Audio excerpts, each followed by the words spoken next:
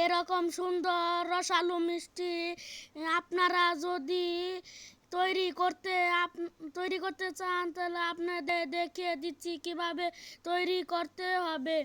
প্রথমে 3 কেজি দুধ নিয়ে জাল করতে হবে।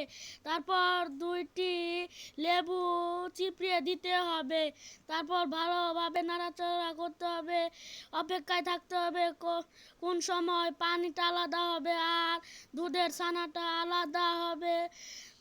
তারপর একটি ভালো কাপড় নিয়ে এটা ঢেলে সেঁকে নেবেন, ভালোভাবে সেঁকে নেবেন। তারপর পানিটা সেঁকে দেখতে পাচ্ছেন এটা ছাঁকা হচ্ছে, ভালোভাবে ছেঁকে নেবেন। ভালোভাবে ছেঁকে নেওয়ার পর যদি পানিটা না পড়ে তারপর এভাবে করে দেখতে পাচ্ছেন কিভাবে করে আমি পানিটা বের করছি। তারপর ভালোভাবে চিপড়ে নিতে হবে। তারপর ছানাটা ভালোভাবে মেখে নিতে হবে, নইলে হবে না। মেখে নেওয়ার পর হাতে একটু ঘি মাখাতে হবে। ঘি মাখানোর পর গোল গোল করে মিষ্টিটি তৈরি করতে হবে। দেখতে পাচ্ছেন এখানে তৈরি করা হচ্ছে হাত দিয়ে চেপে। তারপর কত সুন্দর একটি মিষ্টি তৈরি হলো। এভাবে কয়েকটি মিষ্টি তৈরি করেন। দেখতে পাচ্ছেন এখানে আরো একটি মিষ্টি তৈরি করছে। এক এক করে সবগুলো মিষ্টির ছানা তৈরি করতে হবে। তারপর চুলায় পানি দিয়ে চিনি দিয়ে তেজপাতা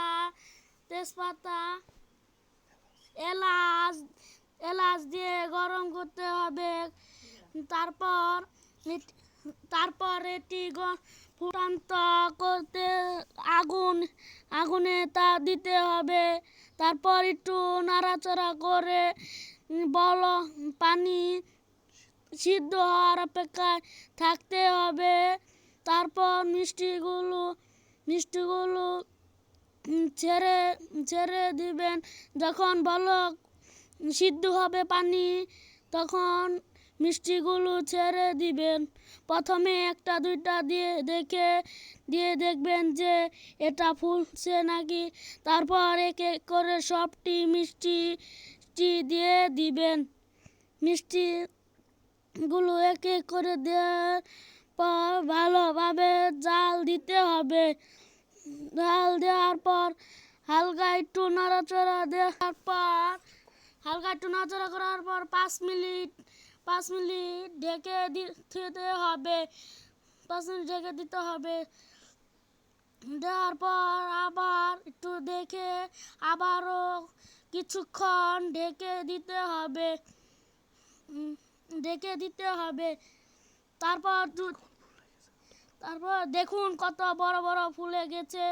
তারপর আপনারা শিরাটি ভালোভাবে দেখতে পাচ্ছেন আমাদের তৈরি হয়ে গেছে।